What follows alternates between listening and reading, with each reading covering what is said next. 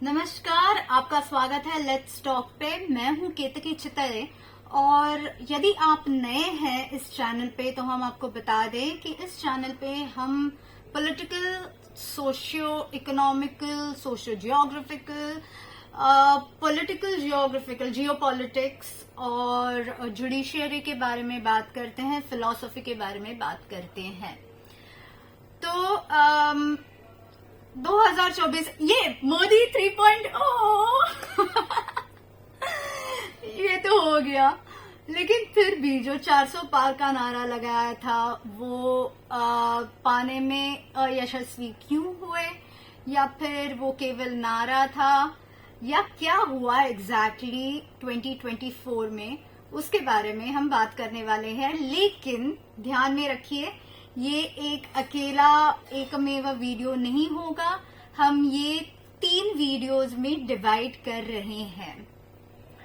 तो आज का प्रथम वीडियो है, उसमें हम 5 मुद्दे लेने वाले हैं। तो शुरू करें। तो सबसे पहला मुद्दा था every vote counts. Every vote counts, ये जो मैं हमेशा कह रही थी इलेक्शंस, मतलब वोटिंग से पहले भी मैं ये कह रही थी कि वोट कीजिए, रजिस्टर कीजिए खुद को। ये तो हम जनवरी से बात कर रहे थे। जनवरी से आपको इंस्टाग्राम पे लिंक्स भी भेज रहे थे कि आपको यदि वोटिंग के लिए रजिस्टर करना है तो कौन से साइट पे जाके वोटिंग कीजिए, लिंक भेजी जा रही थी। लेकिन फिर भी बहुत सारे बीजेपी सपोर्टर्स ने खुद को रजिस्टर नहीं किया। टेकन फॉर ग्रांटेड जो एक बात होती है ना, वैसे कर लिया। हाँ, हमेशा हम इसी बूथ पे वोट करते आए हैं तो हमारा नाम तो होगा ही। नोबडी चेक्ड ऑनलाइन भी आपका नाम है या नहीं है, इसके भी लिंक्स हम अपलोड किए जा रहे थे। फेसबुक हो, इंस्टाग्राम हो, ट्विटर हो, इस पे हम हमेशा अपलोड किए जा रहे थे कि उस लिंक पे जाके आप देखिए। आपको केवल आपका एपिक नंबर डालना था और ना केवल आपको आपका बूथ पता चल रहा था, लेकिन बूथ पे कौन कौन रहेगा, द इंचार्ज, उनके नंबर्स, उनके रेजिडेंशियल एड्रेसेस, आपको सब पता चल रहा था। Everything was digitalised. लेकिन फिर भी लोगों ने टेकन फॉर ग्रांटेड कर लिया। हाँ, मेरा नाम तो होगा ही। ये जो एक होता है ना मन में कि चेक करने की क्या जरूरत है, मेरा नाम तो होगा ही। इसमें मार खा गए बीजेपी। सब डिजिटलाइज्ड कर दिया गया, लेकिन एक बात समझ में नहीं आई कि अब भी भारतीय लोग उतने डिजिटलाइज नहीं हुए हैं जितनी हमें आशा अपेक्षा है। अभी भी लोगों को हर घर जाके भाई कृपया वोट कीजिए, आपका नंबर यदि नहीं है तो आपका नाम बताइए, हम आपको कॉन्स्टिट्यूएंसी में रजिस्टर करवा देंगे। इसकी जो एक आदत पड़ चुकी है, वो आदत तोड़ने में टाइम जाएगा और ये ग्राउंड लेवल वर्क नहीं हुआ। यहां पे बीजेपी थोड़ी पीछे रह गई, जिसकी वजह से ये नहीं हुआ। 400 पार का नारा लगाना, छत्रपति शिवाजी महाराज की ही यदि हम एक तुलना कर ले तो किसी भी जंग पे जाने से पहले वो एक नारा लगाया करते थे, हर हर महादेव। महादेव जी की एक हर हर महादेव, ये नारा हुआ करता था। और 400 पार, ये तो सबको पता था कि 400 पार नहीं होने वाला। ये आई थिंक बीजेपी को भी खुद को पता था, हमें सबको पता था 400 पार तो नहीं होने वाला। 350 तक जाएंगे, वो ऑलरेडी 350 से आगे चले गए विथ अलायंस एंड एवरीवन। 400 पार नहीं कर पाए, लेकिन फिर भी एज आई सेड, सबसे ज्यादा मेजोरिटी तो उन्हीं की थी, उन्हीं की है, the majority party being BJP. ये जो एक नारा लगाया गया था वो एक लोगों में कॉन्फिडेंस क्रिएट करने के लिए लगाया गया था कि हाँ जी, गो अहेड, जिताइए खुद को, ये एक नारा लगाया गया था। बट वो ग्राउंड लेवल ना होने, ग्राउंड लेवल वर्क जिसे कहते हैं, वो ना होने की वजह से जहां पे कम पड़ गई BJP, let's just be honest, वहां पे कम पड़ गई, जिसकी वजह से वो आंकड़ा क्रॉस नहीं कर पाए। आपको शायद बैकग्राउंड में हमिंग जैसी ऐसे बिज़ आवाज आ रही होगी। जैसे कि हमने कहा है पहले भी, हमारे पास एसी नहीं है तो आपको शायद फैन की आवाज आ रही होगी। तो जैसे कि हमने कहा, सबने रजिस्टर नहीं किया था। हमें काफी लोगों ने ट्रोल किया कि आपका वोट थोड़ी ना काउंट होता है। जातिवाद पे चले गए थे लोग और हमें खुद को ट्रोल किया गया था कि आपका एक वोट काउंट नहीं करता, हम लोग झुंड में वोटिंग करते हैं, आपको क्या है, आपका कोई मतलब ये नहीं है, महत्व ही नहीं है। तो हम आपको ये एक बात बता दें कि हम जिस कॉन्स्टिट्यूएंसी को बिलोंग करते हैं, नॉर्थ वेस्ट मुंबई, वो आई थिंक भारत में एकमात्र कॉन्स्टिट्यूएंसी है जहां तीन बार काउंटिंग हुई। कीर्तिकर वर्सेस वायकर वहां पे थे। पहले कीर्तिकर कुछ 650 प्लस से आगे थे। अब ये बात एक समझ लीजिए कि लोकसभा में 600 का आंकड़ा ना बहुत कम होता है।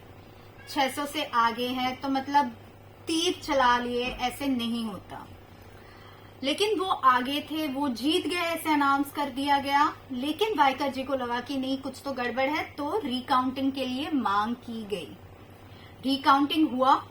रिकाउंटिंग में पता चला कि वायकर जी 500 समथिंग प्लस वोटों से जीत गए। ये अनाउंसमेंट हुई। उसके बाद कीर्तिकर जी ने वापस रिकाउंटिंग करवाया। सो ये तीसरा काउंटिंग शुरू हो चुका था, जहां पे ultimately Waikar became the winner. जिनको हमने वोट दिया था, धनुष्य बाण, हमेशा की तरह धनुष्य, जब से हमें वोटिंग का राइट मिला है, एक ही सिंबल को हम लोग एक ही इसको वोट किए जा रहे हैं, क्योंकि हमारे कॉन्स्टिट्यूएंसी से कभी कमल खड़े ही नहीं हुए। हमारे नसीब में हमेशा धनुष्य ही रहा है। तो उसी को देखे हमने वोट किया और वहां से केवल 48 वोट से, केवल 48 वोट्स से वायकर जीत के आए। जैसे कि हमने पहले कहा कि 600 मतलब भी बहुत कुछ जबरदस्त बड़ा आंकड़ा नहीं होता, तो 48 मान लीजिए कितना छोटा आंकड़ा है, मात्र 48 वोट्स। सो हाँ जी, एवरी वोट काउंट्स। 48 वोट्स में से हम एक मतदार हैं जिन्होंने उनको वोट दिया। सो यस, हम महत्वपूर्ण है, केवल आप नहीं हैं, सब महत्वपूर्ण है। ये हो गया हमारा दूसरा मुद्दा कि जैसे बहुत लोगों ने रजिस्टर नहीं किया था, एवरी वोट काउंट्स। बहुत सारे लोग जो थे एज यूजुअल वेकेशन करने निकल गए। Oh long weekend, let's just go and chill. वोट क्या है, वैसे भी कोई फर्क नहीं पड़ता हमारे वोट से। Again we come back to the same topic over and over again, every vote counts. इतनी सेल्फिश ना बनिए जहां पे आप खुद के फैमिली को या खुद के वेकेशन टाइम को चिल मारने के लिए पार्टी करने का सोच रहे हैं, और ना कि किसी पॉलिटिकल पार्टी को आप आपका मत दान कर रहे हैं। राष्ट्र के हित में भी सोचिए। अब जाते हैं वापस पहले मुद्दे पे, जो कि जिन्होंने टेकन फॉर ग्रांटेड किया था। बहुत सारे लोगों का नाम लिस्ट में नहीं था। ये काफी जनों ने सोशल मीडिया पे भी इसके बारे में चर्चा की कि हमारा नाम नहीं था, फलाना ढिमका। यदि आप देखें तो केवल हिंदुओं के नाम गायब हो गए थे लिस्ट में से। हम केवल नहीं कहेंगे, कहीं कहीं पे मुसलमानों के भी नाम लिस्ट से गायब हुए थे, लेकिन बहुत ऐसे कम जगह है जहां पे मुसलमानों के नाम नहीं थे। लेकिन परसेंटेज देखा जाए तो हिंदुओं के नाम ज्यादा थे। ऐसा क्यों? क्योंकि हमारे समाज में या फिर हमारे धर्म के लोग खुद के धर्म का महत्व नहीं जानना चाहते।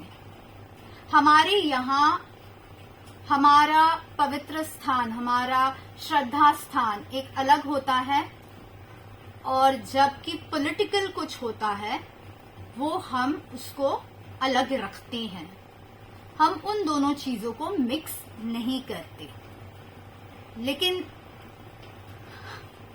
सनातनी हिंदुओं को छोड़ के बाकी लोग क्या करते हैं? मदरसा जाइए या फिर कोई मस्जिद में जाइए, उन्होंने ये देखा कि उनके कौम के लोगों का नाम रजिस्टर होना जरूरी है। उन्होंने अपने कौम के लोगों का नाम रजिस्टर किया, करवाया, और उसी की वजह से वो अपना वोट दे पाए, मतदान कर पाए। हमारे मंदिरों में नहीं बांटा जा रहा था ऐसे कुछ कि नहीं आपको करना चाहिए, रजिस्टर कीजिए, नहीं हो पाया। Again coming back to the same topic, ground level का काम जो होता है वहां पे बीजेपी कम पड़ गई। अब क्यों कम पड़ी? इसके पीछे भी एक रीजन है। हमें आरएसएस की जरूरत नहीं है। ये जो नड्डा जी ने स्टेटमेंट किया था वो भारी पड़ा। Let's just be honest and Frank about it, वो भारी पड़ा।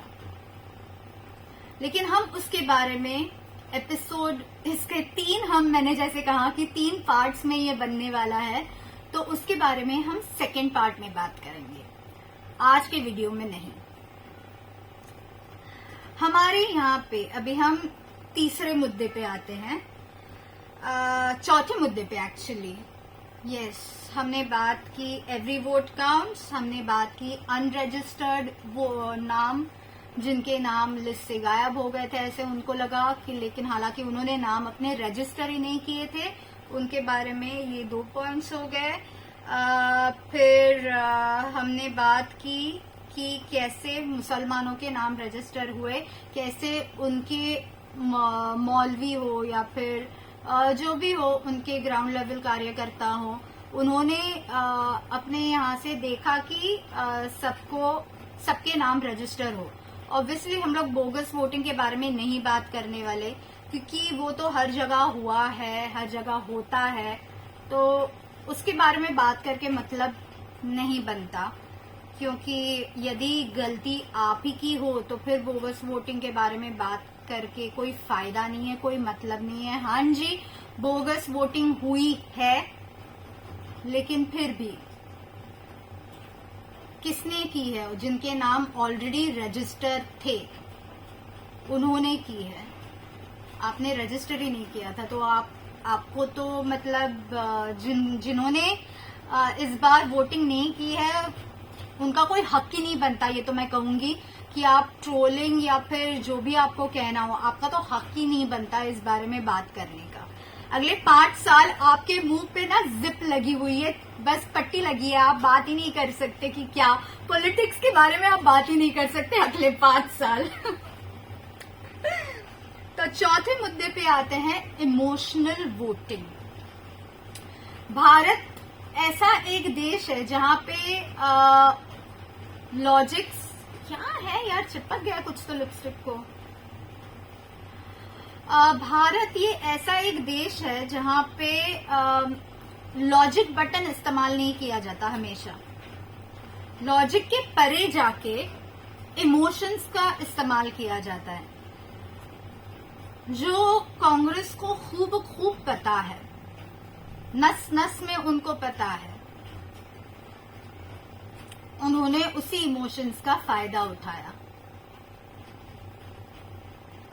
और बीजेपी ये कहती रही कि उन्होंने कितनी डेवलपमेंट की है, वोटर्स कितनी डेवलपमेंट की है। अनफॉर्चुनेटली, ये मैं कह रही हूं, अनफॉर्चुनेटली हमारे यहाँ पे एक टेररिस्ट जीत के आता है जो कि अभी प्रिजन में है, और ये कह के जीत के आता है क्योंकि वो अंडर ट्रायल है, तो उसका हक बनता है इलेक्शंस में खड़े रहने के लिए। तो ऐसे भी हैं अमृतपाल जैसे जो टेररिस्ट, खालिस्तानी टेररिस्ट जीत के आते हैं पार्लियामेंट में, और अन्नामलाई जैसे आईपीएस ऑफिसर्स हार जाते हैं। इस देश में हम जी रहे हैं। तो यहाँ पे इमोशनल वोटिंग काफी ज्यादा होती है। ये कह के नहीं हुआ करते कि हम भारत को 2047 में कहां पे देखना चाहते हैं। इस मुद्दे की बात करें तो लोग उस लेवल तक जाके सोचते ही नहीं है। हम अभी भी पेट्रोल इतना बढ़ गया है, ये उतना बढ़ गया है, उसी में अटके पड़े हैं। हम कब सुधरेंगे ये मुझे नहीं पता, बट 2024 में यही हुआ कि जो भी पार्टियां जीती वो महाराष्ट्र की बात करें तो इमोशनल वोटिंग पे जीती। महाराष्ट्र की बात हम अगले वीडियो में करने वाले हैं, ना कि इस वीडियो में, लेकिन emotional voting counts as I said, और ना कि कितनी हमने डेवलपमेंट की है। उनको शीट भी दे दे तो भी वो नहीं देखने वाली।